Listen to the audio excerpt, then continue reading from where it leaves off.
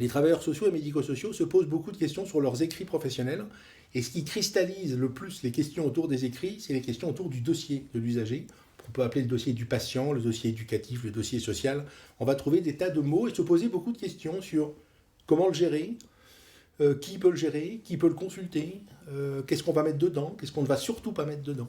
On va donc essayer pendant cette conférence de reprendre le cadre légal des écrits professionnels, avec deux questions principales, le respect de la vie privée, le secret professionnel. Et puis ensuite, on va essayer d'adapter tout ça au dossier de l'usager. Qu'est-ce qu'on met dans un dossier? À quoi sert un dossier?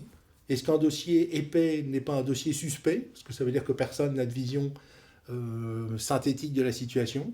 Et qui peut accéder au dossier? L'usager peut-il accéder au dossier? Est-il en open space pour l'équipe?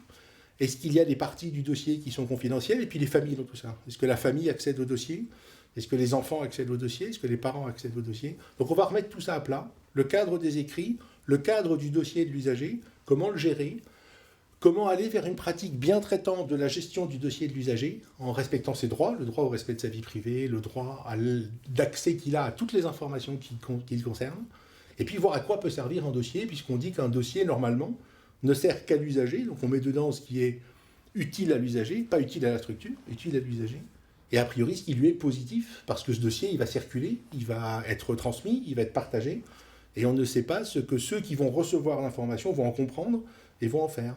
Donc voilà, on repose tout ça, les écrits, le dossier, et on répond à toutes les questions que les travailleurs sociaux, médico-sociaux ou des filières sanitaires se posent sur le dossier de l'usager, du résident, de la personne suivie, de la personne prise en charge, ou le dossier du patient.